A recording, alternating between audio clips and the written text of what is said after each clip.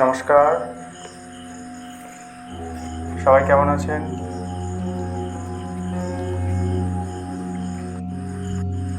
আজকের বিষয় চঞ্চল মন কিভাবে শান্ত করা যায় বা স্থির করা যায়। আমাদের মন খুব চঞ্চল, যে কারণে কোনো কাজে মন লাগে না, পড়াশোনায় মন বসে না, মন পড়তে বসলেই অন্যদিকে চলে যায়, বা কোনো কাজ করতে করতে মনটা অন্যদিকে চলে যায়। তো তাতে কি হয়, সেই কাজটা সঠিকভাবে সম্পূর্ণ করা যায় না। তো আমাদের এই চঞ্চল মন শান্ত করতে গেলে কি করতে হবে? তাহলে আমাদের ধ্যান করতে হবে। তো সেই ধ্যান কিভাবে করব? ধ্যান করতে গেলে প্রথমে পদ্মাসনে বসতে হবে। পদ্মাসনে বসার পর হাত দুটো হাঁটুর উপরে রাখতে হবে। যদি ব্রহ্ম মুহূর্তে ধ্যান করি তাহলে এর ফল লাভ আরও খুব ভালো হয়। ব্রহ্ম মুহূর্তে ধ্যান করলে আমাদের সকালের কাজ সেরে যদি সম্ভব হয় স্নান করা, তাহলে খুবই ভালো হয়। কারণ স্নান করলে অনেকটা পবিত্রতার প্রভাব নিজের মধ্যে পড়ে এবং নিজেকে খুব ভালো লাগে, মনটাও স্বচ্ছতায় পরিপূর্ণ হয়। তো ব্রহ্ম মুহূর্তে স্নান করার পর যদি পারেন একটি আসন করুন, যে কোনো একটি আসন, বা হয়তো প্রাণায়াম করে নিন। তারপর পদ্মাসনে বসুন। পদ্মাসনে বসার পর ওঙ্কার উচ্চারণ করতে হবে আপনাকে। ওঙ্কার উচ্চারণ কিছুক্ষণ করার পর দেখবেন মনের মধ্যে অন্যান্য নানান চিন্তা চলে আসছে। সেইগুলোকে মনের মধ্যে জায়গা দিলে হবে না, আসবে আসুক, সেইগুলো অ্যাভয়েড করুন। আর চেষ্টা করতে হবে মনটাকে আমাদের ওমকার যে উচ্চারণটা করব সেই জায়গাটা নিয়ে আসা, তাহলে আর অন্যান্য চিন্তাগুলো মনের মধ্যে বসতে পারবে না। প্রথম প্রথম চিন্তা আসবে, কারণ আমরা সাধারণ মানুষ, নানা রকম কাজকর্ম করি, যে চিন্তাগুলো বেশি করি সেই চিন্তাগুলোই চলে আসবে। আবার যে চিন্তাগুলো কোনোদিন করিনি সেই চিন্তাও চলে আসবে। কাজেই প্রথম প্রথম আমাদের ধ্যান করতে গেলে একটু সময় নষ্ট হবেই। তারপর বারবার প্রত্যেক দিন যখন ধ্যানে বসবো নিয়মিত, তখন দেখা যাবে আস্তে আস্তে ওই যে সময়টা নষ্ট হচ্ছিল ওটা কমতে শুরু করবে। এটা দীর্ঘদিন করতে হবে, হাল ছাড়লে হবে না। কারণ হাল ছাড়লে তো সেখানেই শেষ হয়ে গেল।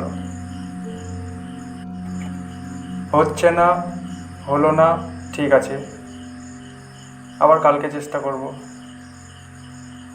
সকালে হলো না, ঠিক আছে আবার রাত্রে দেখব। এই রকম চিন্তা করে লাগাতার লেগে থাকতে হবে। ধ্যান হবে না কেন? নিশ্চয় হবে। কারোর ক্ষেত্রে একটু বেশি সময় লাগবে। তো বেশ, ওমকার কিছুক্ষণ উচ্চারণের পর এরপর আমাদের মনটাকে কেমন করে কোথায় রাখবো সেটা আমাদের মনে করতে হবে। তো প্রথমে পায়ের আঙুল থেকেই শুরু করতে হবে, বুড়ো আঙুলের ডগা থেকে। তারপর মনটাকে আস্তে আস্তে হাঁটু থেকে মূলাধার থেকে স্বাধিষ্ঠান, মণিপুর, এইভাবে আস্তে আস্তে উপরের দিকে নিয়ে আসুন মনটাকে। তো যখন বিশুদ্ধায় আসবেন, বিশুদ্ধায় আসার পরে মুখটাকে কিন্তু চেপে রাখতে হবে, মুখটাকে বন্ধ রাখতে হবে। মুখটা খোলা রাখলে হবে না, কারণ আমাদের যে ঊর্জা শক্তি উপরের দিকে উঠবে, মুখটা যদি খোলা থাকে তো মুখ দিয়ে বেরিয়ে যাবে, কোনো ফল লাভ হবে না। তাই মুখটাকে চেপে রেখে বিশুদ্ধা থেকে আপনাকে আজ্ঞাতে আসতে হবে। আজ্ঞাতে আসার পরে আস্তে আস্তে সহস্রায় যান। এভাবে আবার নিচের দিকে আস্তে আস্তে নামতে পায়ের বুড়ো আঙুল পর্যন্ত যান। এইভাবে 10 মিনিট করার পর এরপর নিজের শ্বাস প্রশ্বাসে ফোকাস রাখুন। ভাবতে হবে যে আমার শ্বাস ভিতরে যাচ্ছে, আবার শ্বাস ভিতর থেকে বাইরে আসছে। শ্বাসের মধ্যে মনটা নিয়ে যেতে হবে। শ্বাস ভিতরে যাওয়ার সময় শ্বাসের সঙ্গে সঙ্গে মনটা নিয়ে যেতে হবে। শ্বাস বাইরে আসার সময় শ্বাসের সঙ্গে মনটাকে নিয়ে আসতে হবে। কিছুক্ষণ এইভাবে শ্বাসের মধ্যে ফোকাস রাখুন। তো দেখবেন আস্তে আস্তে আপনার মনে কোনো চিন্তা নেই, শুধু শ্বাসের মধ্যেই রয়েছে মনটা। শ্বাসটাকে চেষ্টা করতে হবে স্বাভাবিক করার। খুব আস্তে আস্তে শ্বাস নিতে হবে আর আস্তে আস্তে ছাড়তে হবে। কিছুদিন করতে করতে যখন ধ্যানের গভীরে পৌঁছাতে শুরু করবে,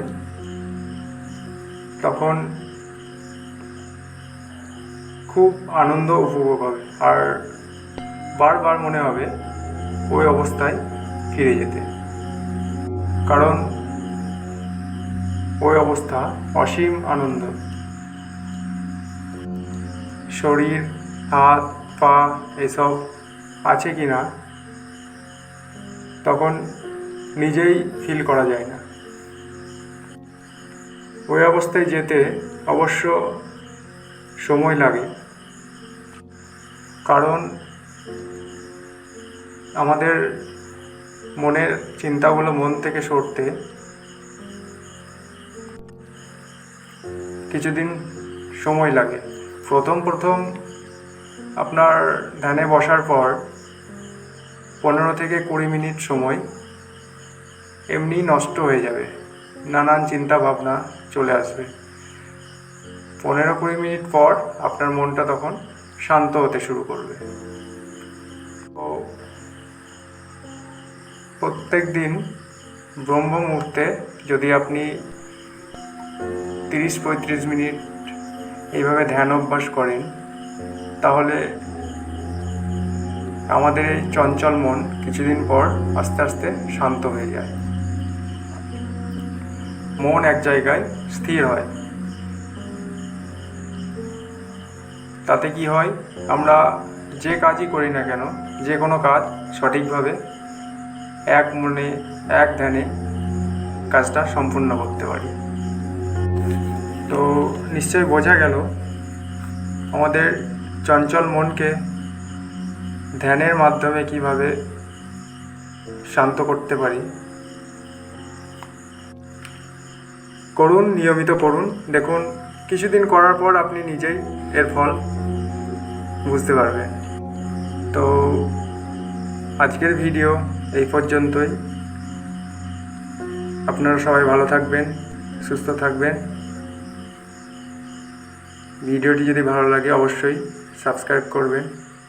নমস্কার।